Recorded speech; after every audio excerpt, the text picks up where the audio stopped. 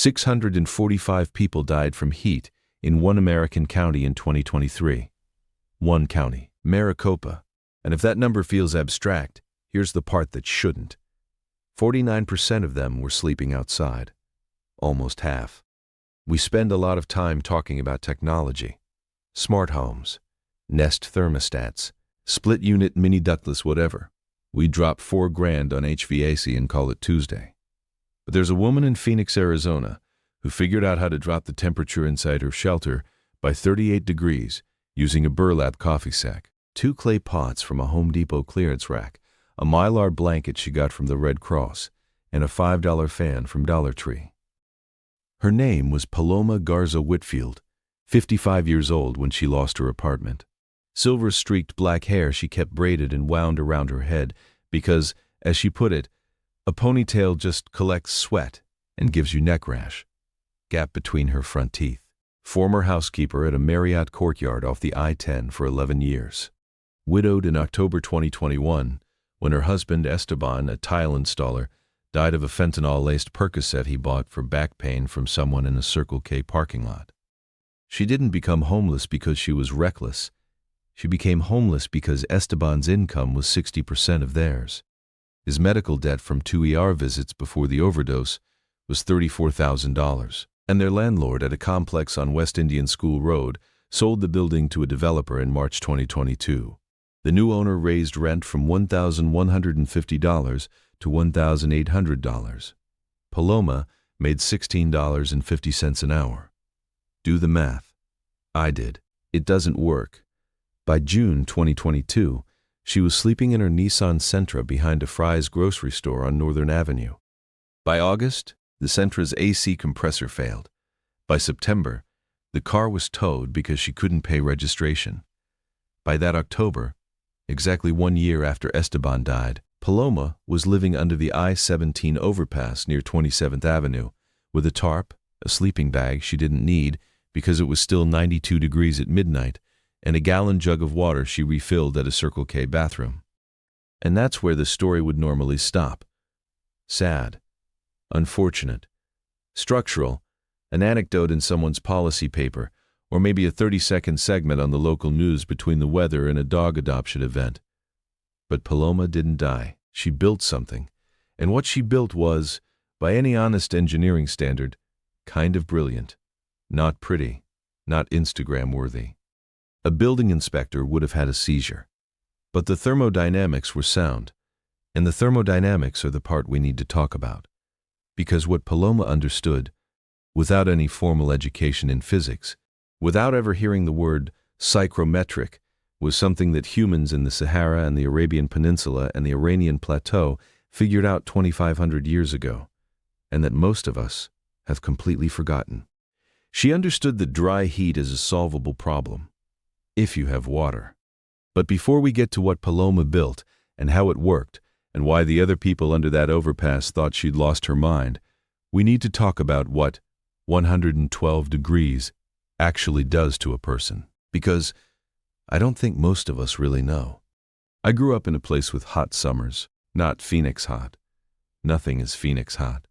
Phoenix in July 2023 hit 110 degrees or higher for 31 straight days. The old record was 18. It hit 119 3 separate times that month. The overnight low on July 19th was 97 degrees. That was the coolest it got all night. Here's the thing about heat that most people get wrong. It's not the air that kills you first. It's the ground. Phoenix asphalt in July runs somewhere between 170 and 180 degrees. A burn surgeon at the Arizona Burn Center has been measuring this for years. If you fall on it, you get a contact burn. Not a sunburn. A contact burn, like touching a stove. In 2023, 1/3 of the patients in his burn unit were people who'd fallen on hot pavement. 7 of them died. So when Paloma set up under the I-17 overpass, the first problem wasn't the air temperature. The concrete under her was radiating stored heat up through her body. She told a social worker named Grace Delgado, who worked a mobile clinic for Circle the City, that the first week she slept there she thought she had a fever. Went to a free clinic on McDowell. Temperature was normal. She wasn't sick. She was being slow cooked from below. This is worth sitting with. A person, lying on the ground, at night, in the dark, and the ground is still over 100 degrees, and it doesn't cool down until 4 or 5 in the morning, and by 7 it's heating back up again. The recovery window, the hours where the body can actually dump the heat it absorbed during the day, was shrinking every year. In 2024, Phoenix had 39 nights that never dropped below 90. 39. Paloma solved the ground problem first, before she solved the air problem. And the way she solved it was so simple that I'm almost embarrassed we need a video about it. She stole a wooden pallet. Well, stole might be strong. She found a pallet behind a mattress store on 27th Avenue, dragged it under the overpass, and slept on it. 1.5 inches of wood and 4 inches of air between her body and the concrete. And that gap made an immediate difference, because air is a terrible conductor. Heat moves through concrete like rumor through a small town, fast and everywhere. Heat moves through still air about 25 times slower.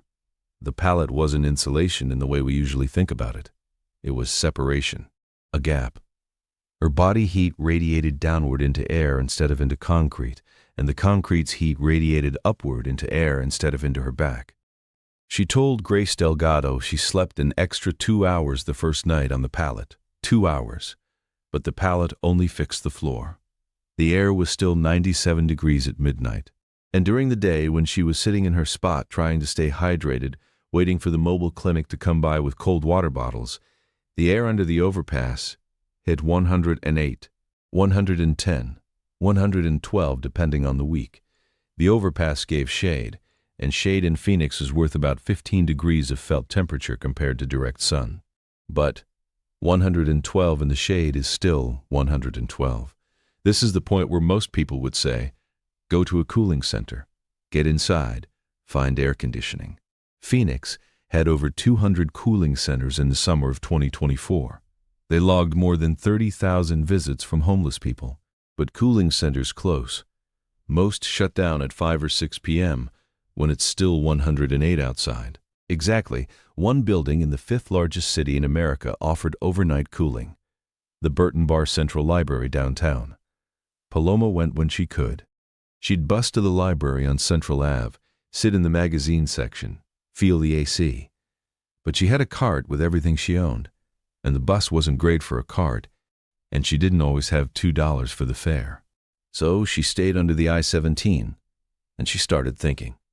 The first thing Paloma tried was a wet towel. She'd soak a towel at the Circle K, wring it mostly out, drape it over her head and shoulders. Simple. Ancient. Everyone who's ever lived in a hot place has done some version of this. And it worked, sort of, for about 20 minutes. Then the towel was dry. Phoenix at 12% humidity eats moisture the way a drunk uncle eats chips. Fast, relentless, and all at once. The air is so dry that evaporation happens violently. But here's the thing. The reason the towel dried so fast is also the reason evaporative cooling works so well in Phoenix. This is the piece Paloma didn't know the name for but understood instinctively. The gap between the actual air temperature, what meteorologists call the dry bulb, and something called the wet bulb temperature, which is the lowest temp you can reach by evaporating water into the air. That gap is enormous in a dry desert. At 112 degrees and 12% humidity, which is a normal July afternoon in Phoenix, the wet bulb temperature is around 72 to 74 degrees. That's a gap of nearly 40 degrees. 40 degrees of cooling potential just sitting there in the dry air, waiting for water to claim it. In Houston, at 95 degrees and 70% humidity, you'd get maybe 6 degrees. 6. Phoenix gives you 40. Paloma didn't know the phrase wet bulb depression. She'd never read a psychrometric chart. She just knew the towel got cold fast when it was wet, and she wanted to make that last longer. So she tried keeping the towel wetter. She hung a second jug of water above her head area with a rope tied to the overpass railing and poked a tiny hole in the bottom of the jug so it dripped onto the towel. Constant drip. Constant wet. She went through about a gallon every couple hours, which was more water than she could easily carry from the Circle K. But the effect was real. The area around her head was noticeably cooler. She could feel it on her cheeks. That was version 1. A wet towel with a slow drip. Primitive but functional. The problem was it only cooled her. Not the air around her. Not the space. The second she moved 2 feet to the left, it was 112 again. And then someone at the mobile clinic, one of the volunteers, gave Paloma a Mylar emergency blanket. The thin, crinkly silver ones that come folded up to the size of a deck of cards. This was in July 2022, during one of those Red Cross heat relief distributions where they hand out water and sunscreen in those blankets. Paloma looked at it. Most people at the encampment just tossed them aside because what are you going to do with a shiny silver rectangle when it's 112 degrees? That's a cold weather thing. A space blanket. A marathon runner after the finish line thing. But Paloma had spent 11 years making beds at a Marriott. She'd seen the way the sun hit the west-facing rooms in the afternoon and turned them into ovens, and she'd seen the maintenance guys install those reflective window films to keep the heat out. She understood, on a gut level, that shiny surfaces bounce light and heat, and dark surfaces soak it up. So she didn't wrap herself in the Mylar. She strung it up above her spot. She took the blanket, unfolded it, and tied the corners to the overpass pillar, and a shopping cart and a piece of rebar she'd found, about 5 feet above her pallet. Shiny side up. A reflective ceiling. And then below that, about 8 inches lower, she hung a white bedsheet she'd gotten from a Goodwill bag someone left near the underpass. 2 layers, with a gap between them. This is where it gets interesting, because what Paloma had accidentally built was a rudimentary version of something architects call a double-skin facade. The Mylar reflected about 95% of the radiant heat coming from the sunlit concrete above her. But it also conducted heat because Mylar is thin metal, and metal conducts. If the Mylar was the only layer, it would have heated up and re-radiated downward. The air gap in the sheet below it caught that re-radiation, and the air between the layers rose naturally because hot air rises, creating a convective chimney effect that vented sideways. She didn't know any of those words. She just noticed it was cooler under 2 layers than under 1. And she was right. That double-layer reflective ceiling, depending on the time of day and the angle of the sun, dropped the temperature in her little zone by somewhere around 10 to 15 degrees compared to the surrounding concrete under the overpass. She went from about 112 to something in the high 90s just from that. High 90s isn't comfortable, but it's the difference between a body that can regulate itself and a body that's starting to fail. At 112, your sweat is evaporating so fast that your skin dries, and if you're not drinking a gallon an hour, your blood starts to thicken, your heart rate jumps, your kidneys scream. At 98, your body can keep up. Barely, but it can. Here's where Paloma made the jump that most people under the overpass couldn't follow. And I get it. From the outside, it looked insane. She started asking around for burlap. Coffee sacks, the big jute bags that coffee roasters get their green beans in. She hit up a coffee shop on Camelback Road, and the owner, a guy named Todd something, gave her 4 of them. They were going in the trash anyway.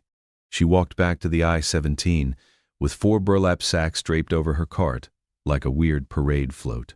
The man camped next to her, a guy everyone called Nails because of his fingernails, which were long and yellow and which he seemed strangely proud of, asked what she was doing. She said she was building a wall. He said a burlap wall wasn't going to keep anyone out. She said she wasn't keeping anyone out. She was keeping the heat out. He laughed.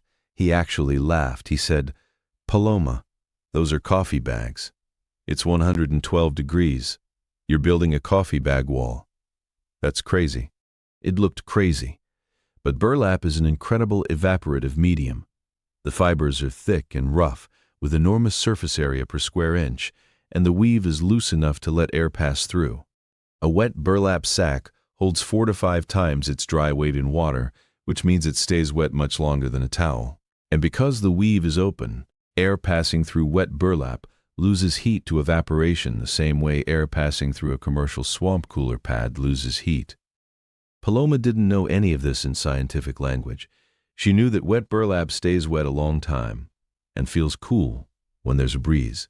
She knew this because her mother, back in Hermosillo, used to hang wet sheets over the doorways of their house in the summer, and one time her mother had used a grain sack instead. and said it worked better. That was it. That was the engineering education. A memory from Hermosillo. She hung the burlap sacks across the windward side of her spot, the side facing south-southwest where the prevailing afternoon breeze came from. She stitched 2 sacks together with fishing line so they covered about a 4-foot opening. Then she rigged her drip jug above the burlap so it stayed wet. Wind comes through, passes through wet burlap, loses heat. The air arriving on the other side of the burlap, the side where Paloma was sitting, was cooler. Measurably cooler, though Paloma didn't have a thermometer at first. Grace Delgado, the social worker, eventually brought one. On a day when the ambient air was 110 degrees, the air about 3 feet behind Paloma's wet burlap wall read 89. 89. That's a 21-degree drop. From free materials and water. Nails didn't laugh after that. He asked Paloma to make him one. She said get your own burlap. But she helped him rig it, because she was that kind of person. I want to pause here for a second because I keep going back and forth on how to talk about this. There's a version of this story that's inspiring. A resourceful woman beats the heat with ingenuity and grit. And there's another version that's infuriating. Why is a 55-year-old widow with a work history building a swamp cooler out of coffee sacks under a freeway to avoid dying in the 5th largest city in America? Both versions are true at the same time, and I don't know how to make them fit together cleanly. I don't think they're supposed to. Anyway, the burlap wall was version 2. 10 to 15 degrees from the mylar ceiling, another 20 from the wet burlap. She was stacking cooling methods, layering them, each one shaving a few more degrees off the air touching her skin. But she wasn't done. In August 2022, Paloma went to a Goodwill on Thomas Road. She was looking for a shirt. She found 2 unglazed terracotta pots, the kind you plant flowers in, one about 10 inches across and one about 6 inches across. They were marked $1.50 each. She bought both. Here's what she did with them, and I'm going to describe this carefully because the physics are worth understanding. She put the smaller pot inside the larger pot. Between them, she packed wet sand. She'd gotten the sand from a construction site on 19th Avenue where they were doing road work, and she'd carried it back in a plastic bag. The sand filled the gap between the pots, about 2 inches of wet sand all the way around. She covered the top with a wet piece of cloth. Then she put her water bottles inside the inner pot, and the water bottles got cold. Not cool. Cold. After a few hours in 112-degree heat, the water inside the inner pot dropped to something like 75 or 80 degrees. On dry days, even lower. She had cold drinking water without electricity, without a refrigerator, without ice. This wasn't her invention. She didn't know it, but what she'd built was a Zir pot, a pot-in-pot cooler. A Nigerian teacher named Muhammad Ba Abba spent years developing the design in the mid-1990s to help families in northern Nigeria preserve food without electricity. He won a Rolex Award for it in 2001, and the design spread through refugee camps across sub-Saharan Africa. But the principle is older than that. Ancient Egyptians were doing some version of it 3,000 years ago. The way it works, the unglazed terracotta is porous. It wicks water from the wet sand through the wall of the outer pot. When that water reaches the outer surface, it evaporates. Evaporation pulls heat from the pot, which pulls heat from the sand, which pulls heat from the inner pot, which pulls heat from the water bottles inside. It's the same physics as the burlap wall, just in a cylinder. Same wet bulb depression. Same latent heat of vaporization. Same 2,260 kilojoules per kilogram of water that turns from liquid to vapor, carrying heat away with it. In Phoenix's dry air, a Zir pot can drop interior temperatures by 18 to 25 degrees. In controlled tests, some researchers have gotten the inside down to the low 40s, when ambient was in the 90s.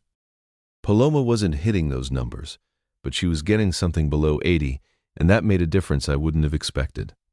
Because cold water changes behavior. When the water you're carrying in your backpack is 112 degrees, which is what happens to a water bottle sitting in Phoenix sun for 30 minutes, you don't want to drink it. It's like drinking tea without the tea. Warm water is physically revolting when you're already overheated. You drink less of it. Your intake drops. And reduced water intake in that kind of heat is how you die. Not suddenly. Gradually. over hours. You get a headache, you stop sweating, your thinking goes cloudy. You sit down, you don't get back up. Paloma's pot gave her cold water. She drank more of it. She stayed hydrated. She offered cold water to people walking by her spot. And this sounds small. A woman handing out slightly below room temperature water from a clay pot, but in an environment where the nearest cold water is a gas station that may or may not let you in. It was the difference between drinking enough and not drinking enough, and that was a life or death margin. By September 2022, the monsoon had come through. Phoenix gets a monsoon season which most people don't realize. Starting in late June or early July, afternoon humidity can spike above 50% for days at a time. Thunderstorms roll through. The sky turns that weird yellowish gray from dust and moisture mixing. And Paloma's system fell apart. The burlap wall stopped working. Not completely, but the 21-degree drop she'd been getting went down to maybe 8 or 9. The mylar ceiling still reflected heat, but the air underneath was muggy now, and the convective chimney between the layers slowed because humid air is denser and lazier. The Zier pot struggled too. Evaporation slows when humidity goes up. At 50% humidity, the wet bulb depression shrinks from 40 degrees to maybe 15. The pot was barely cooling the water at all during monsoon afternoons. This is something I think deserves honesty. Evaporative cooling has a hard limit, and that limit is humidity. Phoenix gets sold as a dry heat city, and most of the year it is. But monsoon season breaks the rules, and monsoon season is also when the nighttime lows refuse to come down. And that combination, hot nights plus humid air plus failed evaporative cooling, is the deadliest weather pattern in the Maricopa County public health data. More people die in late July and early August, during and just after monsoon bursts, than during the technically hotter but drier weeks of mid-June. Paloma's cooling trick had limits, real ones. The physics doesn't lie. When the air's already full of water vapor, you can't stuff more in. She survived the monsoon weeks of 2022 by spending more time at the Burton Bar Library. She took the bus when she could. She sat in the magazine section and read Cosmopolitan from 2019 and National Geographic, and sometimes just stared at the AC vent above her head and felt the cold air on her face. The library staff knew her by name.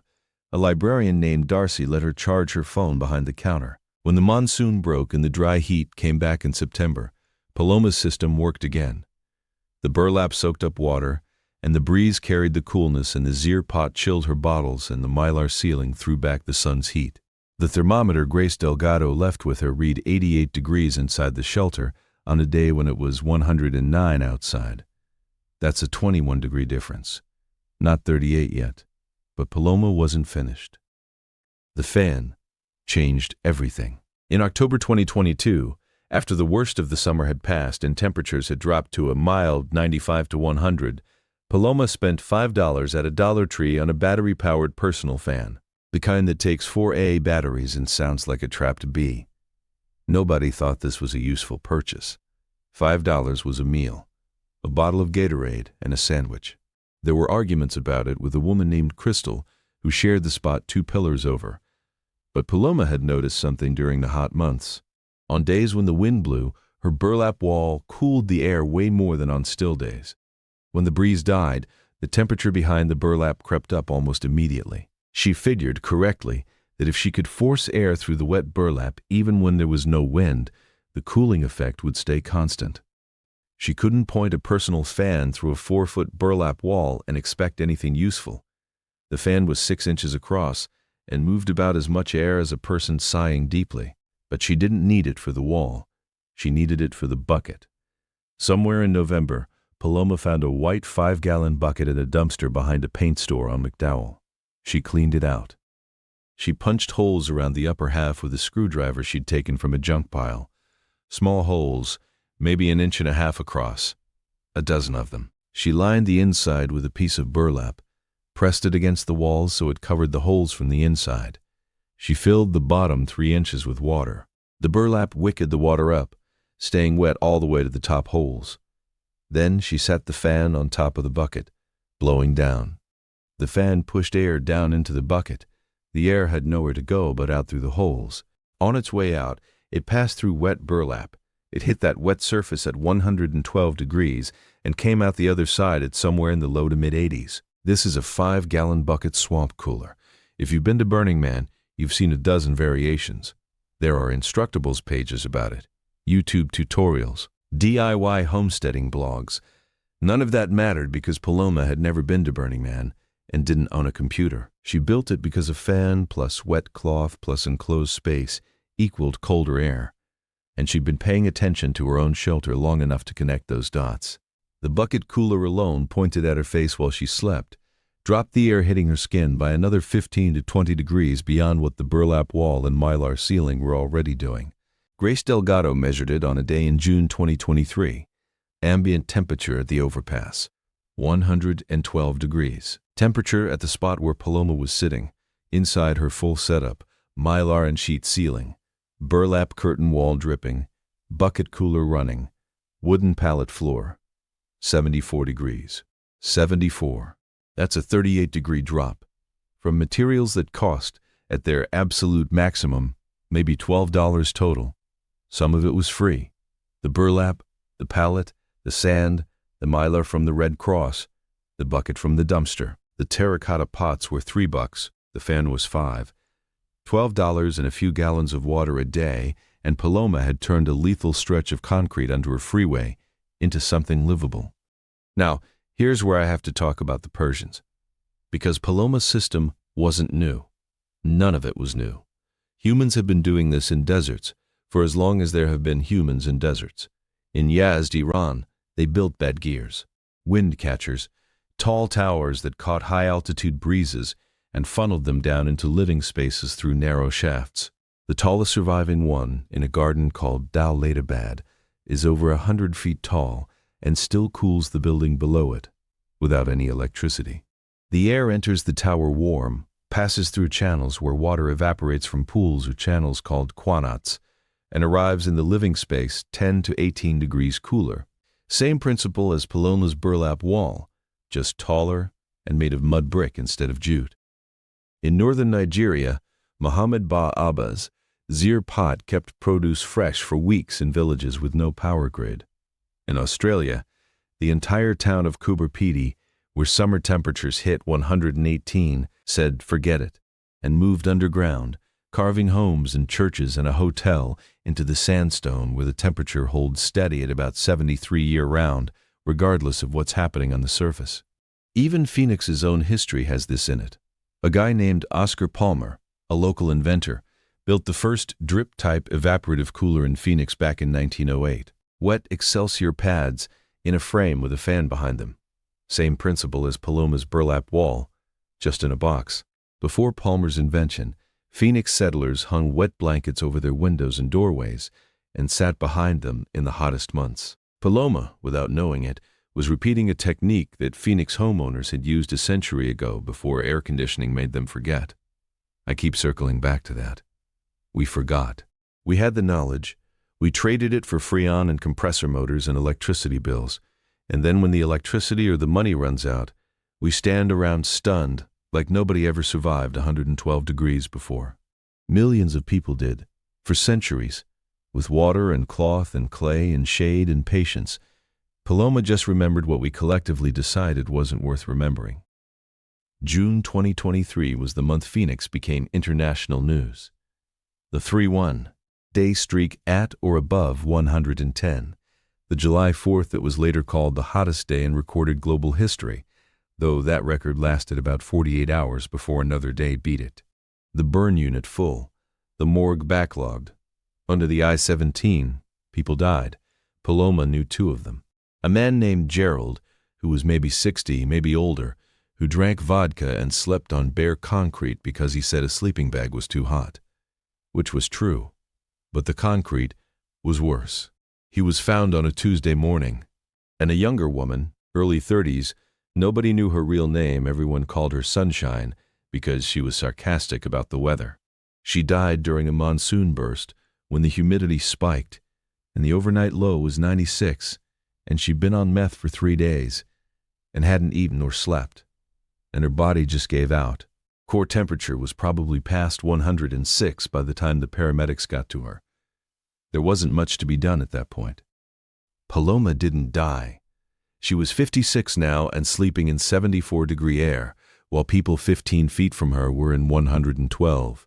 That gap is the gap between living and dying in a Phoenix summer. Your body at 74 degrees ambient can cool itself. It sweats, the sweat evaporates. Core temperature stays below 101. Organs function, brain functions. You stay alive. At 112, the math inverts. The air is hotter than your skin.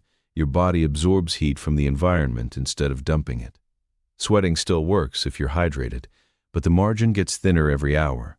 And if you miss a gallon of water, if you're on a medication that impairs sweating, if you're on meth, which makes your body produce extra metabolic heat while simultaneously telling your brain you don't need water, the cliff comes fast. Paloma understood this without the medical terminology.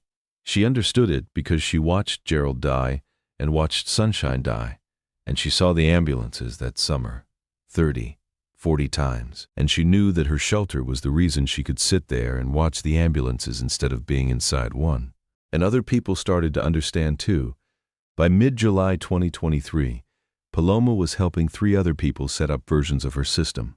Not identical because everyone's spot was different, the available materials varied, and not everyone had the patience to maintain the drip system and re-wet the burlap every couple hours. But she showed people the double-layer ceiling trick. She showed them the burlap wall.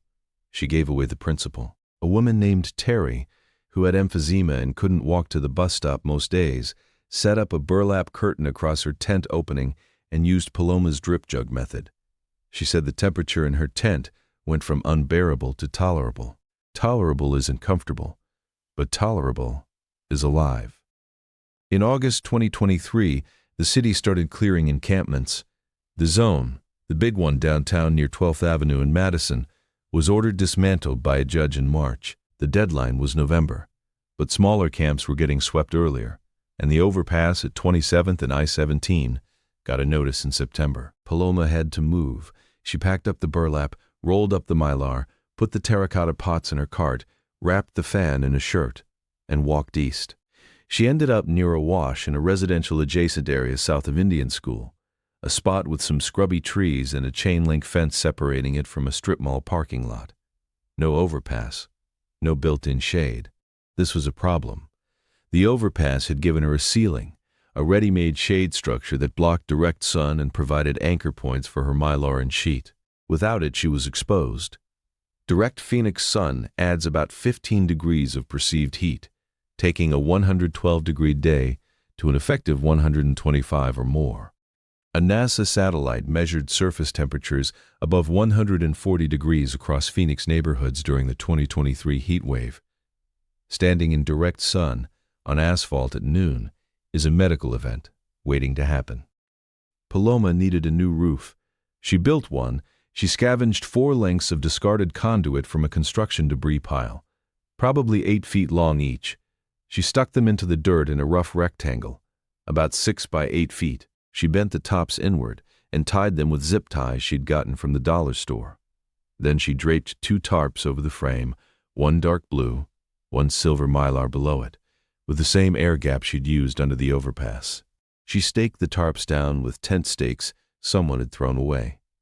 It looked honestly like a bad fort a 10-year-old would build. Crooked, asymmetrical.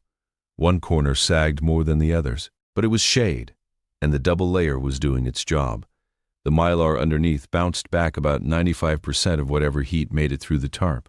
The air gap between the layers let hot air rise and escape out the sides. She left the south-southwest side open and hung her burlap across it. She added a new element at this camp. She'd been thinking about the ground problem again. At the overpass, she had a pallet. At the new spot, she didn't have a pallet, but she had dirt. And dirt is cooler than concrete. She dug out about 4 inches of topsoil from her floor area and replaced it with dry sand, also from a construction site. Sand is a lousy conductor of heat, even worse than regular soil, so it stayed cooler during the day. At night, she raked the sand to expose the lower layers to the sky, letting it radiate heat out. Then in the morning, she spread it flat again so the cooler underlayer was on top. She'd seen her grandmother do something similar in Hermosillo, raking the dirt floor of an outdoor kitchen each evening. And the bottles. This is the piece that I find most clever, not because it's complicated, but because it shows how carefully Paloma was paying attention to her own environment. She filled 6 2-liter soda bottles with water and set them out uncovered at night. Phoenix has clear skies most summer nights, and a dark surface with a clear view of the sky loses heat by radiation to outer space. The effective temperature of the sky, even on a summer night, is way below zero. Way below. A surface pointed at a clear sky can cool 10 to 15 degrees below the ambient air temperature through radiative cooling alone. This is the same principle the ancient Persians used in their yakshals to make ice in the desert. Paloma's bottles would cool to the mid-70s or low 80s overnight, below the ambient air temperature. In the morning, she'd cap them and bring them inside the shelter. During the day, those bottles of pre-cooled water acted as thermal mass, absorbing heat slowly and helping keep the interior temperature from spiking as fast. It's a tiny effect per bottle, but 6 bottles, sitting around her sleeping area, each absorbing maybe 100 watts of heat as they gradually warmed from 78 to 100 degrees over the course of the day, collectively damped the peak temperature inside the shelter by a couple degrees. She was layering everything: the reflective ceiling, the burlap evaporative wall, the drip system, the bucket cooler with the fan, the sand floor, the night-cooled water bottles. Each one added a few degrees of relief. Together, they stacked. Grace Delgado measured the new shelter in mid-June 2023. Ambient air temperature at the spot, 113. Temperature inside Paloma's setup, about 18 inches above her sleeping area, with all systems running. 76 degrees, 37 degrees, not quite 38 this time, but close. On a hotter day a week later, 114 ambient, the interior read 76 again, and the gap was 38. I'm going to tell you something about Paloma that doesn't fit the physics story, but that I think matters more than the physics. She kept a list. In a composition notebook, the black and white marbled kind, she kept a list of every person she knew who died in the heat, under the overpass, or in the surrounding area. First names only, because she didn't always know last names. Gerald, Sunshine, a man named Eduardo who had diabetes and whose feet were so swollen in July he couldn't walk to the water station. A woman named Marla, who was found in a bus shelter on 35th Avenue on a day it hit 116. She'd been sitting upright. She was still holding her purse. There were 11 names in the notebook by October 2023, 11 people Paloma had personally known or known of who died within about a quarter mile of where she slept. The Maricopa County Medical Examiner's final number for 2023 was 645 heat-associated deaths. Of those, 316, just under half, were people experiencing homelessness. 316 people sleeping outside, in one county, in one summer, dead from heat. That's almost 1 per day from June through September. And Paloma, $12 of materials and a few gallons of water a day away from the same outcome, was sitting in 76-degree air writing names in a notebook. I don't know what to do with that. I don't think there's a moral to extract from it that isn't either too neat or too angry. She wasn't a genius. She was a housekeeper who paid attention and remembered things her mother told her. The knowledge she used was free. It was centuries old. It was sitting in the same desert air that was killing people around her. The summer of 2024 was worse. Phoenix broke its own records again. 113 consecutive days at or above 100. 70 days above 110. 39 nights that never dropped below 90. Paloma was 57 now. Her braid was more silver than black. She'd been outside for 2.5 years. Her knees hurt from the sand raking. She had a cough she couldn't shake from the dust and car exhaust at the wash. But her shelter worked. It worked every dry day. It faltered during monsoon bursts, same as before, and she spent those days at the library or a cooling center when she could. But on the dry days, on the 112 and 114 and 116-degree days, she sat in the mid-70s while the rest of Phoenix ran their air conditioning at a cost of $300 a month and complained about their electricity bills. She'd taught maybe 15 people some version of the system by then. Not everyone kept it up. The burlap had to be re-wetted. The fan ate batteries. It was work, daily maintenance, a kind of housekeeping, which maybe isn't a coincidence given what she used to do for a living. A couple of people built versions that lasted all summer. A social work grad student from ASU named Marcus Kim measured Paloma's shelter with proper equipment over 3 days in July 2024. His numbers: 33 to 38 degree drops on dry days, 8 to 14 on humid monsoon days. He asked Paloma if she thought of herself as an engineer. She said no. She said she thought of herself as someone who didn't want to die. I want to go back to the physics one more time, because I think there's a detail in here that most people miss, even people who understand evaporative cooling. And it's the detail that makes the whole thing work specifically in Phoenix and specifically for someone sleeping outside. The detail is the night. Everything Paloma built was about the daytime. But the reason she survived when other people didn't was that the daytime cooling let her body recover at night. A person exposed to 112-degree air all day accumulates a thermal load. Core temperature creeps up. By evening, it might be 100, 101. Elevated, but not dangerous. The body needs hours below 80 degrees to dump that load and reset. When Phoenix nights stay above 90, the body can't reset. The load from yesterday carries into today. Today's load carries into tomorrow. It compounds. 3 days of 115 is more than 3 times as deadly as 1 day because the body never gets its recovery window. Paloma's shelter let her sleep in 76-degree air. She woke up at baseline every morning.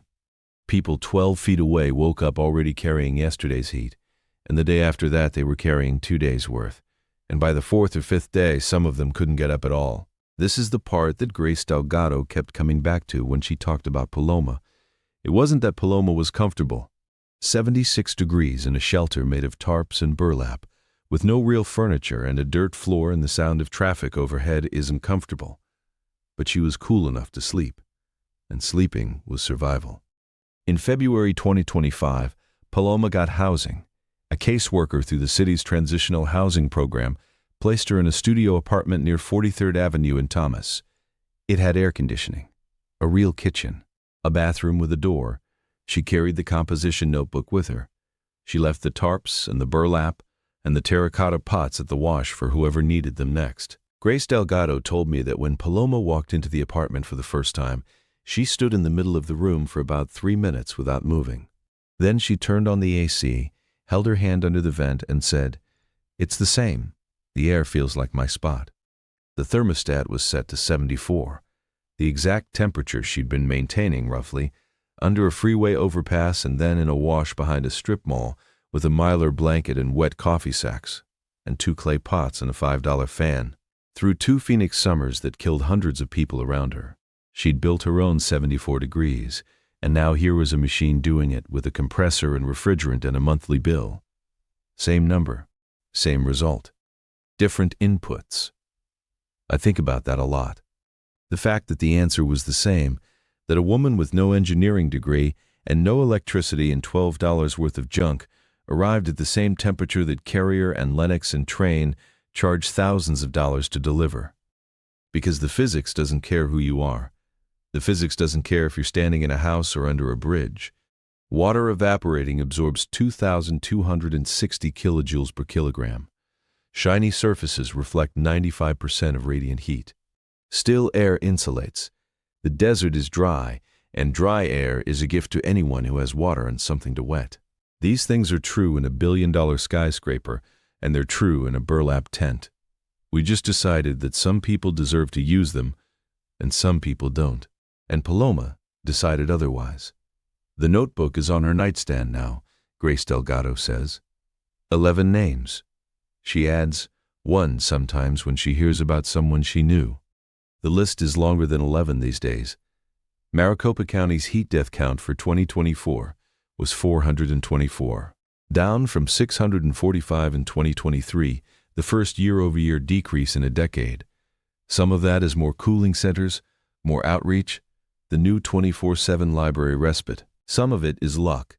Some of it is women like Paloma teaching other women how to hang a wet coffee sack in front of a fan. It's not enough. 424 people dead from the weather in one county. You can't make that feel like progress. But 74 degrees in a shelter made of things other people threw away, on a day when the rest of the city was 112, in a place where almost nobody expected a 55-year-old widow with a braid and a gap in her teeth to survive even one summer. That's not nothing. That's physics bending toward the person who bothered to learn it.